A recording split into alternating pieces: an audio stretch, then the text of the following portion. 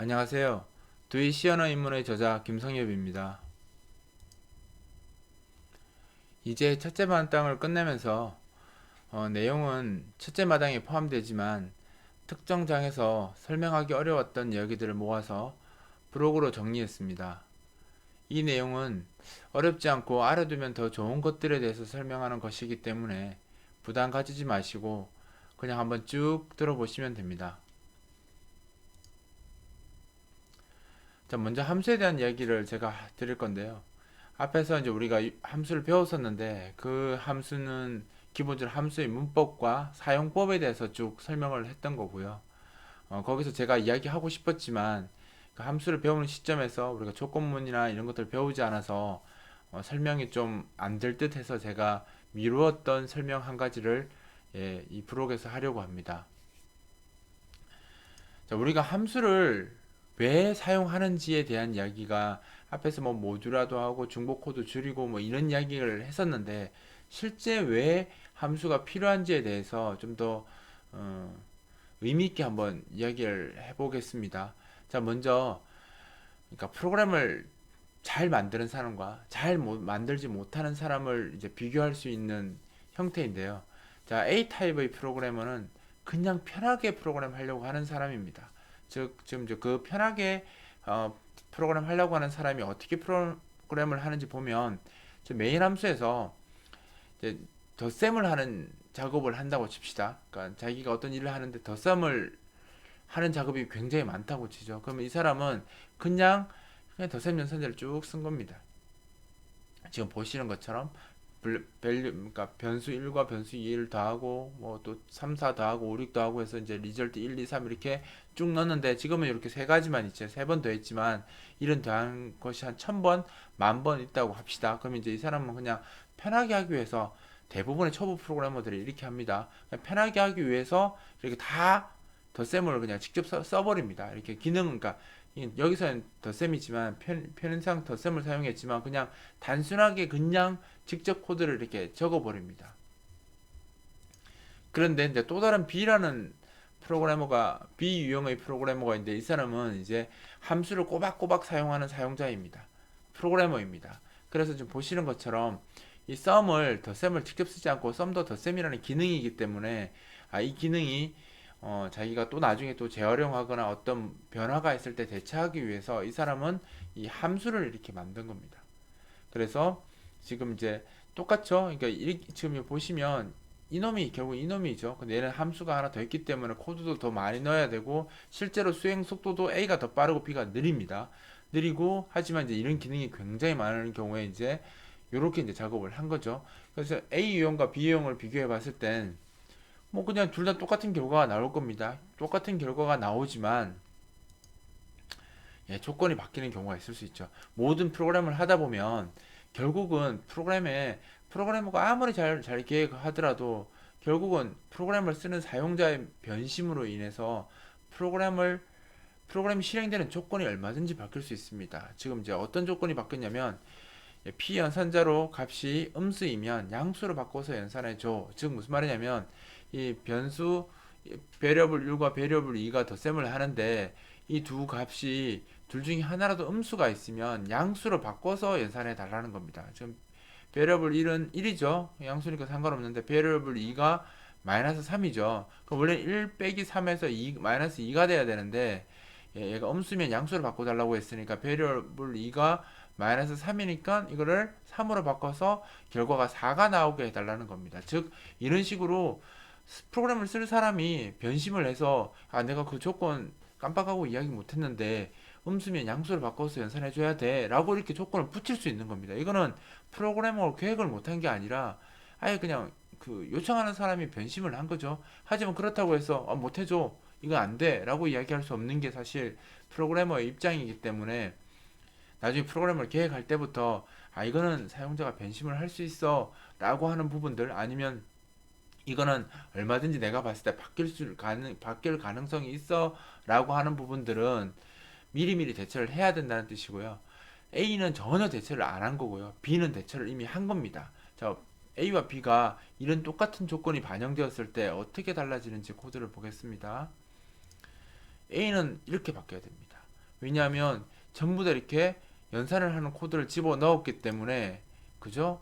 이만큼이 다 추가가 됩니다. 즉 베리어블 1이 0보다 작으냐 0보다 작으면 마이너스 1을 곱합니다. 이렇게 곱하면 음수에다가 마이너스 1을 곱하면 양수가 되잖아요. 마이너스에다가 곱하기 마이너스 1을 하면 2가 되고 마이너스 3에다가 마이너스 1을 곱하면 3이 되잖아요. 즉 이 값이 조건문을 다 달아서 일일이 변수의 조건문을 다 달아서 그 값이 음수이면 그죠? 음수이면 마이너스를 곱해라. 그 값이 음수이면 마이너스를 곱해라. 이것을 모든 코드에 덧셈 연산에 들어가는 모든 코드 위에다가 다 적어야 됩니다. 지금은 세 번밖에 없으니까 이렇게만 됐지만 아까 앞에서 이야기했듯이 이게 1000번 만번 있었다면 이게 1000번 만번 들어가야 된다는 뜻입니다. 어마어마하게 많은 그 코드가 들어가겠죠. 하지만 B타입을 만든 사람은 실제로 메인에 있는 코드는 하나도 바뀌지 않습니다. 1000번을 썼던 만번을 썼던 즉 뭐냐면 sum 함수 안에서 데이터 1은 0보다 작으면 마이너스 1을 곱하고 데이터 2가 0보다 작으면 마이너스 1을 곱해서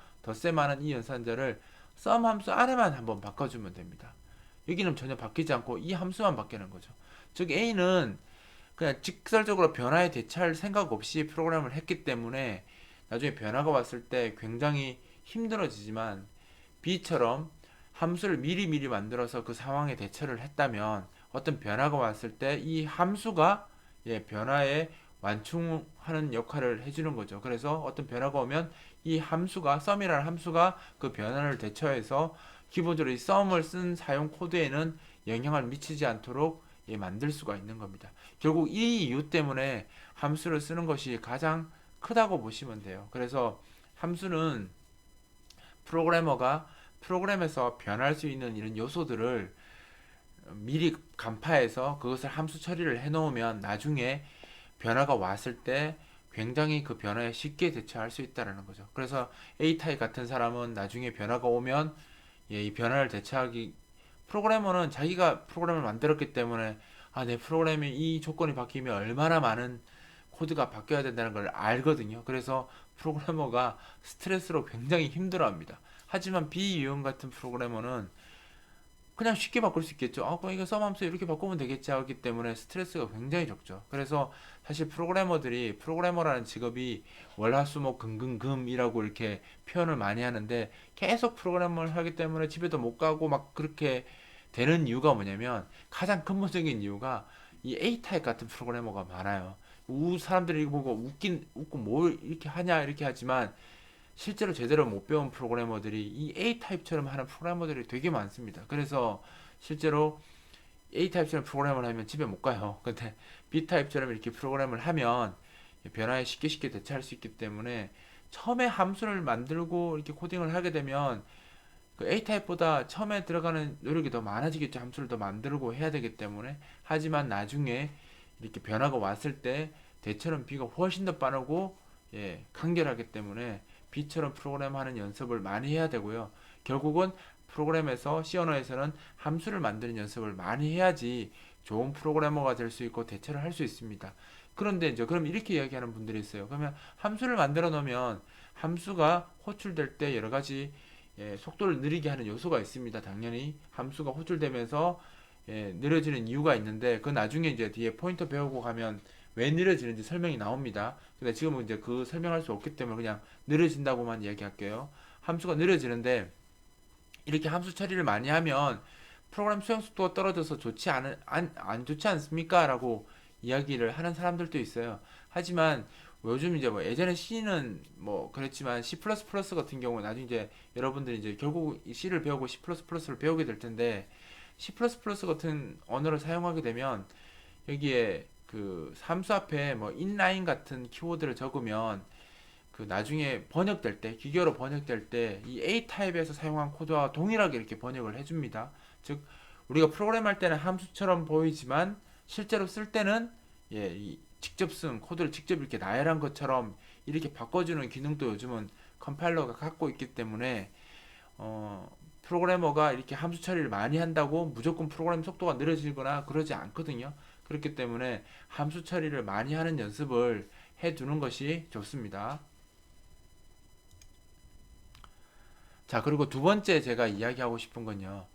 그 프로그램에서 보통 조건문을 많이 쓰게 되는데 프로그램은 조건문을 많이 쓰면 많이 쓸수록 수행 속도가 떨어집니다. 왜냐하면 조건문이 요즘 CPU 이 구조상 조건문에서 그 폴스, 즉 거짓이 돼서 조건문이 취소가 되면 이 명령어 손해를 많이 보거든요. 이거는 뭐 나중에 이제 여러분들이 컴퓨터 아키텍처를 배워보시면 아시겠지만 그 컴퓨터 CPU 구조가 명령어를 처리하는 게 이 조건문에서 그 거짓이 나올 때마다 이 손해보는 명령어가 많아서 가능하면 조건문이 거짓이 안 나오게 만드는 것이 좋고 이왕이면 조건문을 안 쓰는 게 더 좋습니다. 근데 조건문을 안 쓰는 거 프로그램을 할 수는 없거든요. 하지만 필요 없는 조건문을 너무 많이 쓰는 사람들이 있어요. 그래서 지금 제가 몇 가지 예를 들어서 이런 조건문들을 안 써도 된다, 줄일 수 있다라는 예시를 들어드릴 겁니다. 자, 먼저 조건문을 많이 쓰면 당연히 수행 속도가 떨어집니다. CPU 구조상. 그래서 조건문은 최대한 적게 사용하는 게 좋습니다. 예를 들어서 지금 보시는 것처럼 조건문을 썼습니다. 이게 뭐냐면 A가 5이면 A가 5일 때 2를 더 더해서 A에다 대입하라는 겁니다. 그러니까 A가 5가 아니면 그냥 A를 유지하고 A가 가지고 있는 값을 유지하고 A가 5인 경우에 한해서는 5에다가 2를 더해서 7이 되게 해달라는 겁니다. 그러니까 A가 5면 A가 7이 되게 만들라는 코드를 이렇게 적은 겁니다. 이 조건문을 사용한 거죠. 그런데 이것을 이렇게 조건문이 없는 코드로 만들 수도 있습니다. 즉 무슨 말이냐면 이게 이제 관계식만 쓴 거면 논리식만 써서 A가 5냐라고 물으면 이 조건 판단을 하겠죠. 그러면 얘가 A가 5면 1일 거고요. A가 5가 아니면 0이 되겠죠. 거짓이 되니까. 조건 판단에서 진리값이 참이 나오면 1이고요. 결국 거짓이 나오면 0이기 때문에 A가 5면 얘가 1이고요. A가 5가 아니면 0이 됩니다. 즉 무슨 말이냐면 A가 5이면 얘가 1이 되니까 2 곱하기 1은 2가 되죠. 그래서 A가 2가 더해져서 A가 7이 됩니다. A가 5였다면. 근데 A가 5가 아니었다면 어떻게 되겠습니까? A는 그죠? 5가 아니면 0이 됐죠. 그럼 2 곱하기 0은 0이 되겠죠. 그래서 0 더하기 2는 A겠죠. 그래서 결국 0이 더해지기 때문에 안 더해진 거랑 마찬가지입니다. 즉 이렇게 되면 이 조건문이 없어져 버립니다. 따라서 안 쓸 수도 있다는 건데 물론 이 정도의 코드는 그 사실 그냥 조건문 써도 상관은 없는데 그러니까 제가 예시를 든 겁니다. 그러니까 이런 식으로 자기가 노력하면 조건문을 없앨 수 있다는 뜻이고요. 그 다음에 이제 또 다른 조건문 없애는 예제를 보면 숫자 0, 1, 2, 3, 4를 두 번 반복해서 출력하고 싶다. 즉 0, 1, 2, 3, 4, 0, 1, 2, 3, 4 이렇게 출력하고 싶다라고 하는 경우에 지금 보시는 것처럼 두 번 반복해야 되니까 반복문을 두 번 써야 됩니다. 지금 보시는 것처럼 반복문도 결국은 조건 판단을 하는 거니까요. 지금 보시면 반복문은 이거 이제 조건문은 사용하지 않고 반복문만 사용했는데 결국 반복문도 조건이 들어가죠. 비교를 하니까 이렇게 비교를 하기 때문에 비교문이 들어간 거랑 마찬가지입니다. 지금 보시는 것처럼 0, 1, 2, 3, 4, 0, 1, 2, 3, 4 두 번 출력해야 되니까 크게 두 번 반복을 하고 그 안에서 0에서 4까지 그죠 출력을 하는 거죠. 여기 보면 이 프린트문이 요 안에 있는 것이 5번 될 테니까 0, 1, 2, 3, 4 찍고 끝나고 스텝이 하나 더 증가해서 들어와서 0, 1, 2, 3, 4 이렇게 찍게 됩니다. 이렇게 반복문을 중첩해서 이렇게 두 번 출력할 수도 있고요. 아니면 if 조건문을 사용해서 이 포문을 5번 도는 게 아니라 10번 도르게 합니다. 10번 도르게 하면서 카운트라는 변수를 하나 더 추가해서 카운트 변수가 5이면 다시 카운트를 0으로 바꾸게 하는 겁니다. 그러면 어떻게 되겠습니까? 그리고 카운트 값을 찍도로 만들었습니다. 처음에 카운트가 0에서 시작하니까 0, 1, 2, 3, 4까지 찍겠죠. 찍고 5가 됐을 때는 카운트가 5니까 카운트를 0으로 바꿉니다. 그래서 다시 0, 1, 2, 3, 4. 자, 이렇게 되면 A 유형은 그러니까 반복문을 두 번 써서 지금 이 작업을 구현한 거고요. B 유형은 반복문을 한 번만 쓰고 그 안에 조건문을 넣어서 이 만든 겁니다. 지금 보시면 이 포문이 돌 때마다 이 조건문이 수행됐기 때문에 결국 이 조건문은 10번 수행된 겁니다. 10번 수행을 된 거고 계속 거짓이 떴겠죠. 조건문이 참이 된 경우는 한 번밖에 없습니다. 카운트가 5일 때. 그래서 사실 이 조건문은 굉장히 비효율적으로 사용된 거거든요. 그래서 A 유형이든 B 유형이든 조건문을 많이 쓰게 된 형태가 된 거고요. 이 형태하고 동일한, 그러니까 이거하고 동일한 결과를 나오는데 조건문을 안 쓰고 반복문 단 한 번만 써서도 만들 수 있거든요. 그 형태를 보면 이렇게 만들 수 있습니다. 지금 보시면 조건문이 없습니다. 없고 반복문도 한 번만 쓰였어요. 근데 이제 이걸 어떻게 구현했냐면 우리가 사용하는 이 나머지 연산자, 모듈러 연산자를 사용해서 i를 5로 나눈, 그러니까 i가 0에서 5까지, 그러니까 0에서 4까지만 주려고 하는 건데 i를 10까지 하도록 했습니다. 10까지 하도록 했지만 이 찍을 때 i를 5로 나눈 나머지를 출력하게 한 겁니다. 그럼 i를 5로 나눈 나머지는 i가 무슨 값이 나오든 어떤 i가 무슨 얼마나 큰 값을 가지든 5로 나눈 나머지는 0에서 4까지밖에 안 나옵니다. 따라서 i가 0에서 10까지 증가하더라도 i를 5로 나눈 나머지는 결국 0, 1, 2, 3, 4, 5는 다시 0이 되겠죠. 그래서 0, 1, 2, 3, 4 이렇게 나옵니다. 즉 A 유형, B 유형보다 결국 이 유형이 마지막에 보여드린 이 유형이 더 좋은 방법인 거죠. 조건문도 안 쓰고 반복문도 한 개만 썼으니까.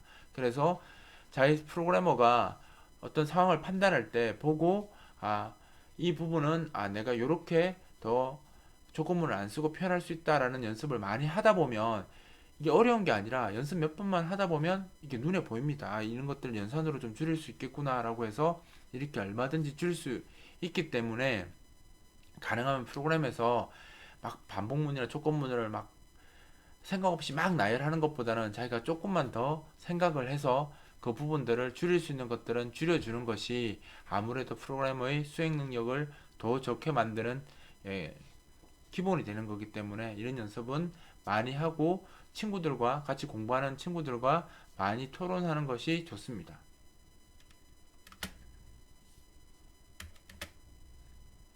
자, 그리고 이것은 좀 조금 앞에 거랑 조금 다른 이야기인데 if 조건문을 굳이 줄일 필요가 없는데 줄이는 경우도 있습니다. 자, 그거 보면 어떤 형태냐면 자, a가 2보다 크고 10보다 작으면 a를 1 증가시키는 작업인데 지금 보시면 if문이 a는 2보다 크고 a는 10보다 작으면 a 플러스 플러스 하겠다라고 이렇게 만든 겁니다. 코드를 2보다 크면 그죠? 2보다 크면 그리고 10보다 작으면 a를 1 증가한다. a 플러스 플러스 이렇게 조건문을 두 개 쓴 거고요. 이것을 내가 조건문을 줄여야 되겠다라고 해서 이렇게 적는 것, 즉 이 관계 연산자를 써서 보면 a가 2보다 크거나 그리고 a가 10보다 작으면 a 플러스 플러스 하겠다. 코드가 얘가 더 깔끔하게 보이죠, 눈으로 볼 때. 하지만 실제로 이것을 이렇게 줄이는 건 코드가 이렇게 단순해져서 더 좋은 기계어가 나올 것 같지만 사실은 A라고 하는 거나 B라고 코드를 짜는 거나 실제로 기계어는 동일합니다. 하지만 이제 프로그래머가 볼 때 A보다 B가 좀 더 보기가 편하죠. 그래서 사실 저렇게 줄이는 것이 의미가 사실 조금 있긴 하지만 실제로 프로그래머의 수행 능력하고는 전혀 상관이 없기 때문에 이런 형태는 꼭 줄일 필요가 없다라고 없는 유형입니다. 그래서 이거는 그냥 그대로 쓰셔도 되고 자기가 보시고 A 유형이 편하면 A 유형대로 쓰시면 되고요.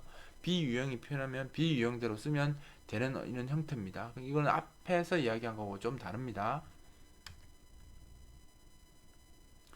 자, 그리고 조건문에서 사용하는 수식은 프로그래머가 좀 보기 편하도록 유지하는 게 좋아요. 그래서 보통 보면 이제 조건문이 이제 보통 0이냐 0이 아니냐 이렇게 판단하는 조건이 되게 많은데 결과적으로 봤을 때 조건만 안에 쓰는 그 조건 수식은 끝나는 결과값이 0이면 참이고요. 0이 아니면 거짓이거든요. 그래서 지금 보시는 것처럼 조건문이 나왔는데 A가 0이 아니냐라고 물었잖아요. A가 0이 아니냐라고 물으면 결국은 A가 0이면 그죠? 거짓이고요. A가 1이면 참이잖아요. 1이 0이 아닐 테니까. 즉 A가 0이면 거짓이고 A가 0이 아니면 참이 되는 꼴이거든요. 근데 이것은 A 스스로만 있어도 똑같은 겁니다. 즉 무슨 말이냐면 이렇게 적어도 똑같아요. 왜냐하면 A가 0이면 거짓이고요. A가 0이 아니면 참이거든요. 원래 그 조건 판단 기준이 0만 거짓이고 0 아니면 모든 게 참이니까. 즉 이렇게 어렵게 적는 것보다는 이렇게 단순하게 적어도 얼마든지 이해할 수 있고 코드도 간결하기 때문에 이렇게 적으시는 게 더 편할 수 있다라는 거고요. 단순하게 보이기 때문에 물론 초보자 입장에서 이렇게 적는 것보다 이렇게 적는 게 더 명확하다고 느끼시면 이렇게 적으셔도 상관은 없습니다. 하지만 이렇게 한 개씩 적을 땐 상관없지만 복잡한 수식에서는 이런 것들이 쭉 나열되면 되게 보기 힘들거든요. 그런 경우에는 이렇게 줄여서 쓰는 것이 아무래도 단순해서 이해하기가 더 편합니다. 그죠? 자, 그 다음에 A가 0하고 같으냐라고 하면 A가 0이면 참이고요.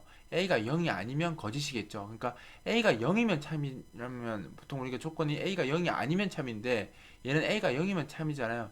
따라서 그 반대 조건인 not을 붙이면 똑같아집니다. 요게. 그래서 요렇게 적으실 것 같으면 요렇게 적는 게 아무래도 나중에 좀 익숙해지면 사실 이게 더 편하거든요. 그래서 어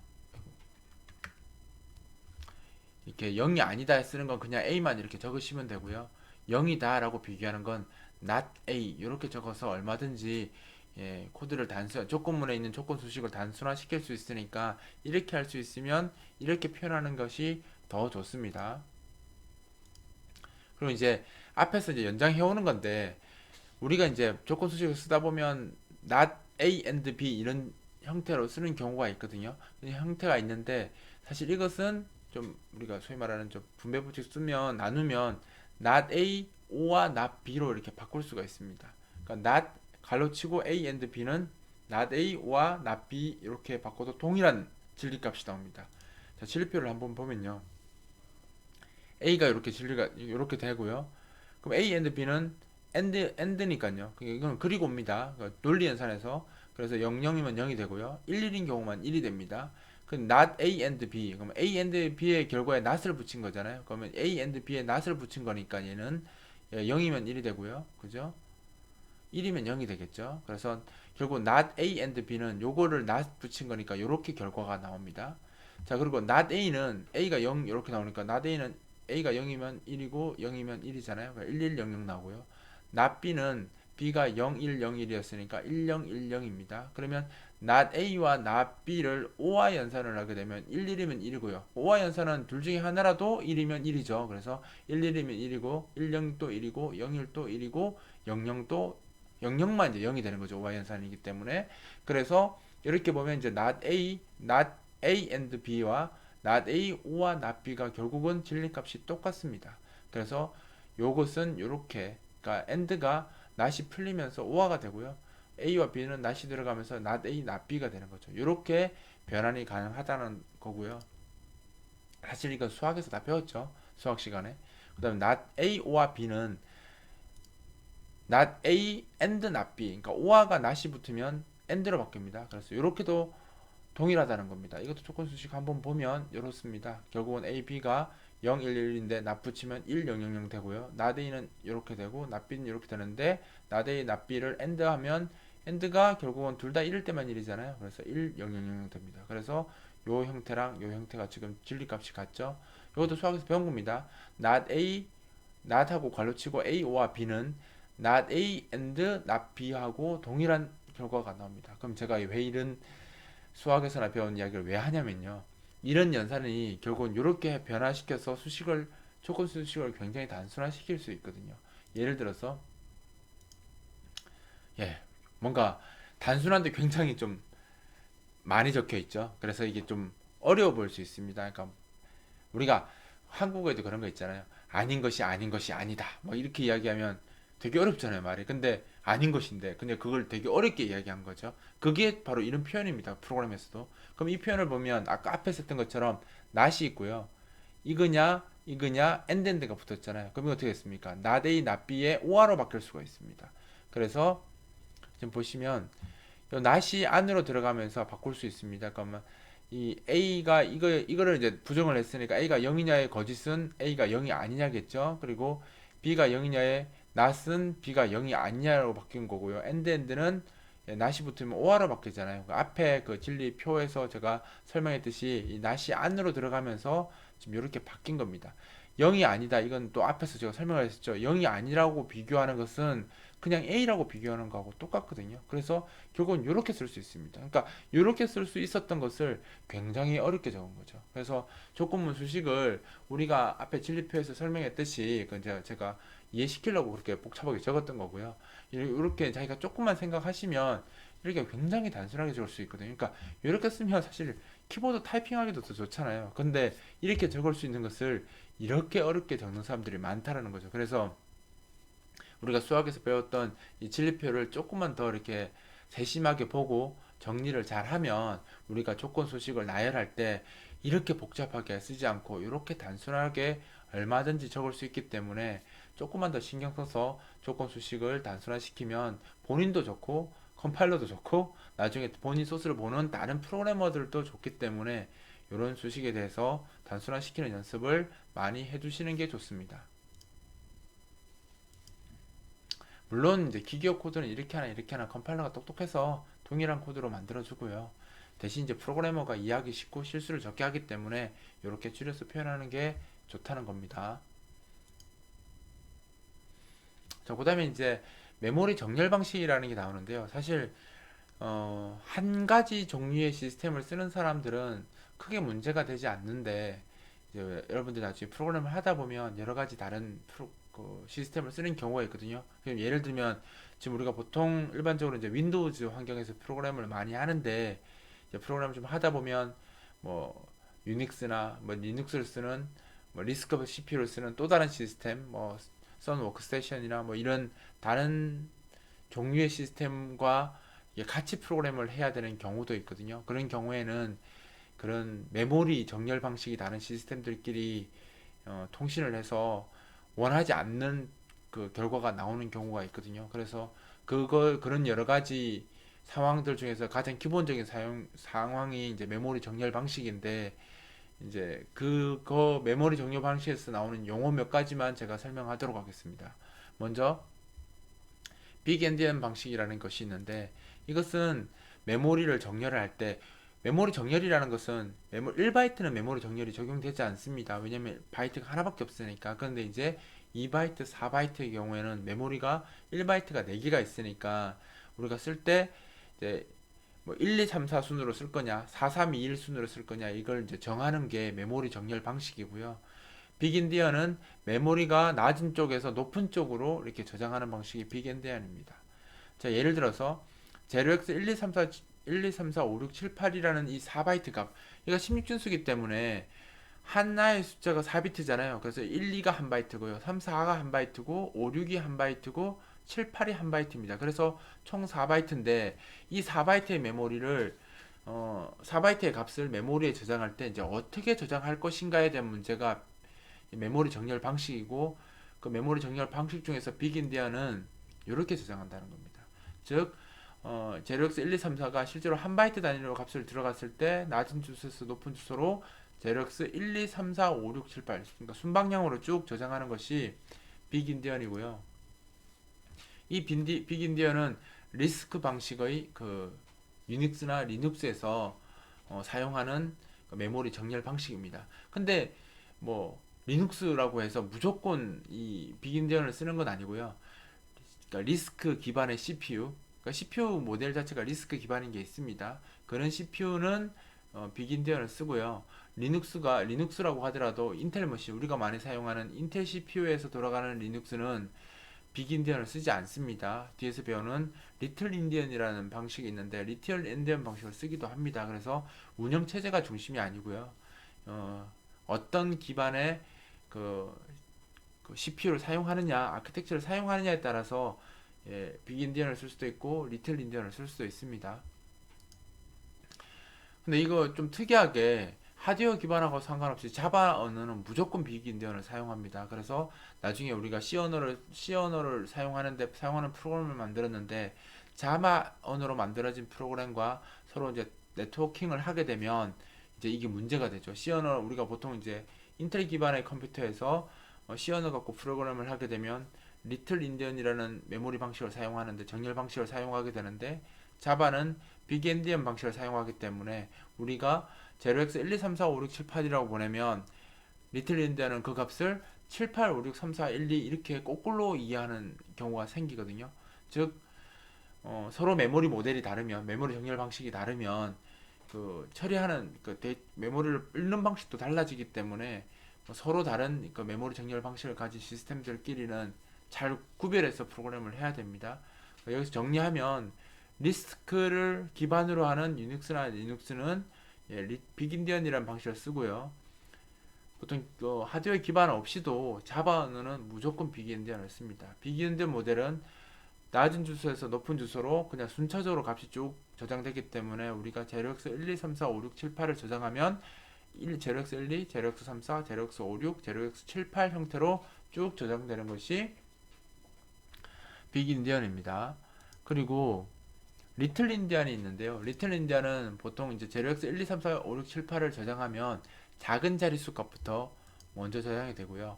아까처럼 낮은 주소에서 높은 주소로 갈 때 그 빅인디안하고 거꾸로 저장된다고 보시면 돼요. 우리가 제로엑스 7, 8, 5, 6, 3, 4, 1, 2 순으로 들어간다고 보시면 돼요.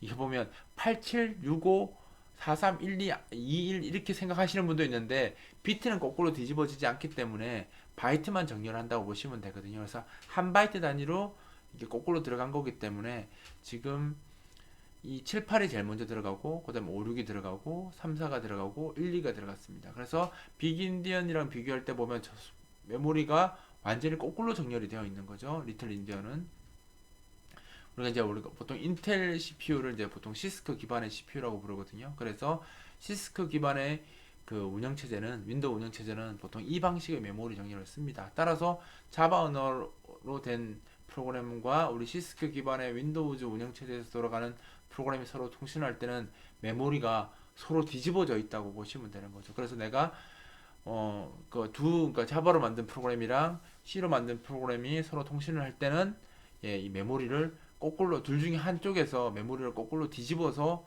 전송해주고 하는 그 프로그램을 만들어 그렇게 형식으로 만들어야 되기 때문에 사실 좀 불편합니다. 자, 그런데 이제 여기서 좀 보면 재밌는 게 우리가 스마트폰, 그 안드로이드 스마트폰을 많이 쓰는데 안드로이드 스마트폰은 그 자바로 보통 프로그램을 하잖아요. 자바로 프로그램을 하기 때문에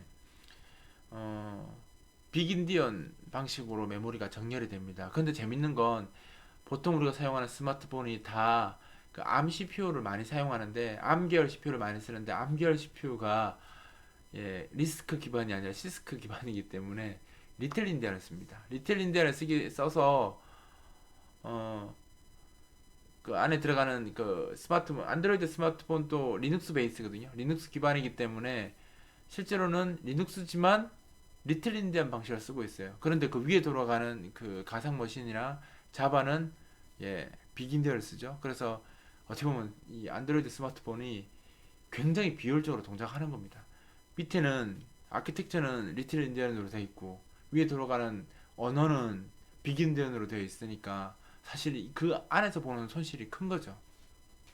그러니까 사실 그 나중에 보면 아시겠지만 안드로이드 어플리케이션도 그 안드로이드 앱도 자바뿐만 아니라 C 언어나 C++ 언어로도 개발할 수 있습니다. 왜냐하면 그 안드로이드 앱 자체, 안드로이드 스마트폰 자체가 그 리눅스 베이스이기 때문에 C로 얼마든지 개발이 가능하거든요. 근데 C로 개발하면 그대로 쓸 수 있습니다. 그러니까 리틀 인디언 그대로 쓸 수 있기 때문에 가능하면 나중에 그 안드로이드 폰이랑 그 우리가 윈도우즈 어플리케이션이랑 통신을 할 때 안드로이드 앱을 자바로 개발하게 되면 이 바이트를 다 뒤집는 작업을 해야 되고요.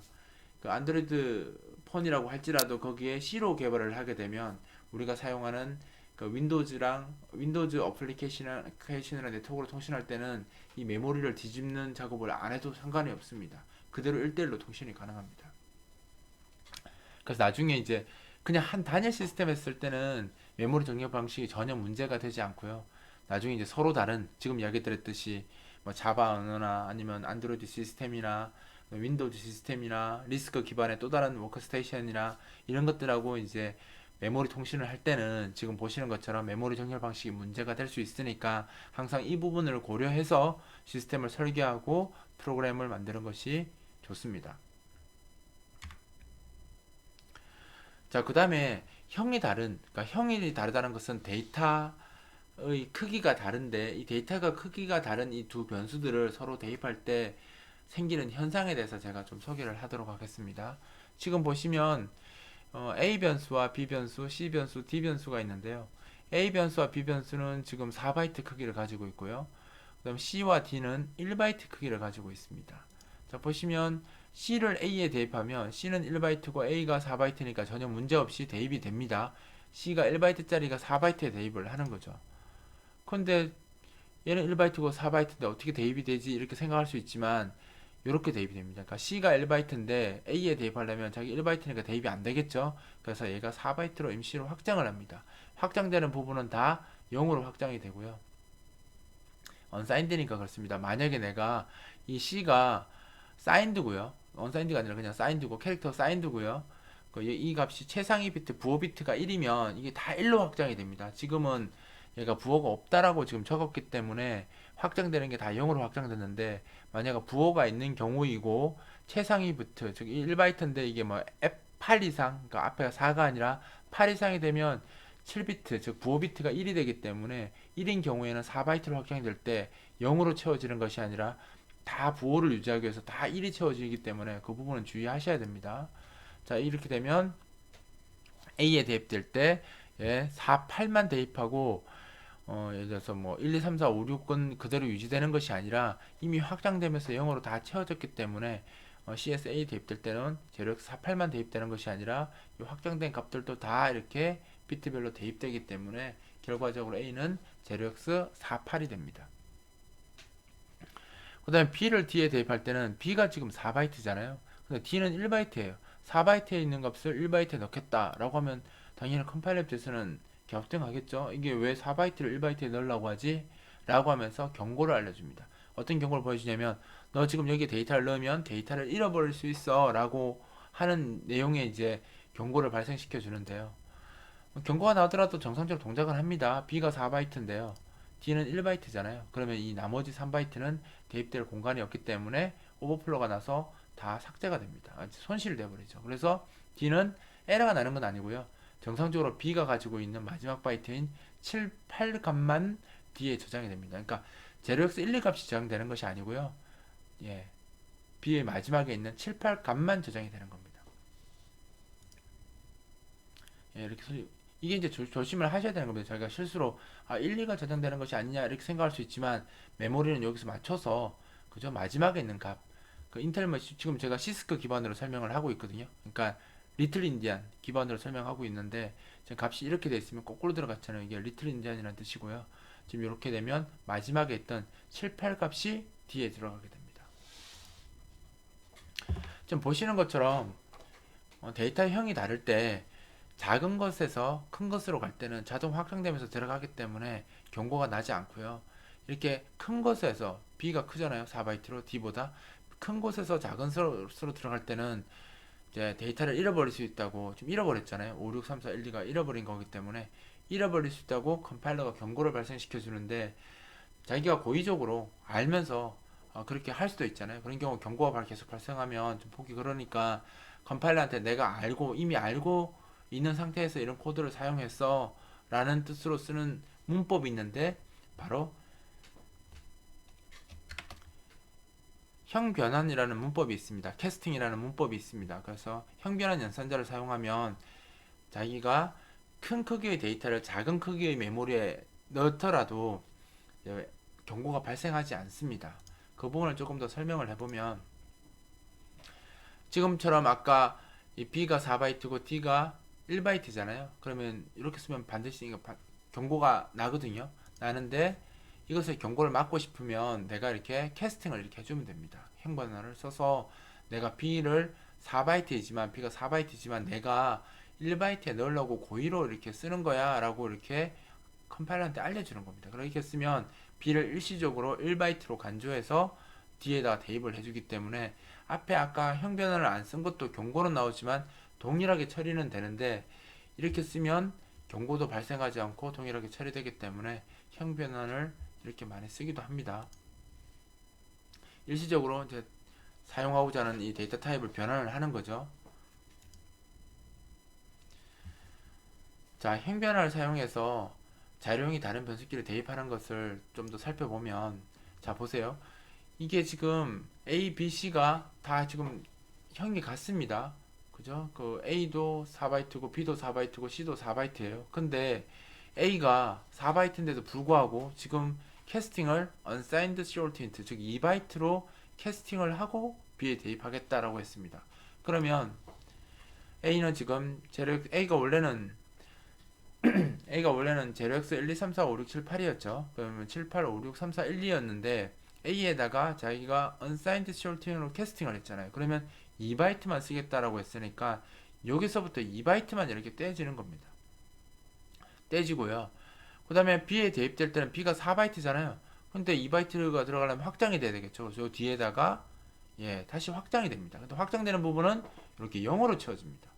unsigned라서 0으로 채워지고 다시 B에 대입되기 때문에 결과적으로 B에 대입될 때는 7, 8, 5, 6만 대입되는 거죠. 즉 A가 4바이트고 제로엑스 1, 2, 3, 4, 5, 6, 7, 8을 갖고 있다고 할지라도 2바이트 캐스팅이 되면 순간적으로 2바이트가 없어지고 제로엑스 5, 6, 7, 8만 남게 되는 거고요. 이 값을 B에 다시 대입할 때는 4바이트로 확장돼야 되기 때문에 확장이 되는데 채워지는 공간이 0으로 채워지기 때문에 결과적으로 B에 들어갈 때는 1, 2, 3, 4, 5, 6, 7, 8이 아니라 5, 6, 7, 8 값만 들어간다고 보시면 됩니다. 똑같은 이유로 A가 지금 4바이트인데 unsigned 캐릭터, 즉 1바이트 크기로 캐스팅을 하는 겁니다. 그러면 A가 원래 이렇게 돼 있었는데 1바이트로 캐스팅하면 7, 8만 남겠죠. 1바이트로 캐스팅 되었으니까. 하지만 이것이 C로 들어갈 때는 4바이트로 확장이 돼야 되겠죠. 그래서 나머지 확장되는 부분은 다 0으로 채워지고요. 결국은 C에 들어갈 때는 7, 8만 들어가죠. 나머지는 다 0이 채워지고. 그러니까 이런 식으로 형변환될 때는 형변환을 쓰게 되면 이런 식으로 값까지 변해서 들어간다는 것을 기억하시기 바랍니다. 자, 이렇게 되면 이제 첫째 마당이 모두 끝났고요. 이제 C언어의 이제 첫째 마당은 C언어에서 기본이 되는, C언어에서 정말 기본이 되는 문법만으로 구성된 게 이제 첫 번째 마당이었고요. 이제 이게 끝나고 나면 12장부터는 둘째 마당이 시작되는데, 둘째 마당은 실제 C언어가 가지고 있는 기본 문법을 더 응용하고 더 구조화시키는 그런 이제 추가적인 문법들에 대해서 쭉 배우게 되는데, 사실 둘째 마당이 첫째 마당에 비하면 굉장히 어렵긴 합니다. 하지만 어렵다고 못하는 것이 아니라 사실 우리가 이제 이 둘째 마당에서 배우게 되는 문법들은 어렵다기보다는 사실 여러분들이 흔히 사용하지 않는 그런 표현들을 많이 사용하기 때문에 익숙하지 않아서 어렵게 느껴지는 것들이 대부분이거든요. 사실 따지고 보면 어렵지도 않아요. 근데 경험이 부족해서 익숙하지 않기 때문에 어렵게 느껴지는 것이라고 저는 봐요. 그래서 제일 좋은 학습 방법은 반복해서 정말 많이 보는 겁니다. 제가 봤을 때 학습 능력이 떨어진 애도 제가 많이 가르쳐 봤지만 정말 학습 능력하고 상관없이 많이 보면 문법이 익숙해지면 이해하는 정도가 빨라집니다. 그래서 이해 안 가는 걸 계속 이해하려고 노력하는 건 정말 쓸데없는 짓인 것 같고요. 제가 봤을 때는 이해 안 되더라도 계속 적어보고 실습해보면서 그 코드나 그 문법이 자기 눈에 들어올 때까지 익숙하게 만들면 그 다음부터는 쉬워집니다. 왜냐하면 이 문법 자체가 실제로 어려운 게 아니고 쉽거든요. 그래서 지금부터 배울 이제 둘째 마당에서는 공부 방법을 무조건 반복해서 많이 보시는 게 좋고요. 동영상 강좌를 제가 계속 만들어 드릴 테니까 지금 둘째 마당에서 만들어지는 동영상 강좌는 최소한 3번에서 5번은 반복해서 계속 보시는 것이 좋습니다. 자, 지금까지 수고하셨고요. 첫째 마당은 이 강좌로 끝내도록 하겠습니다.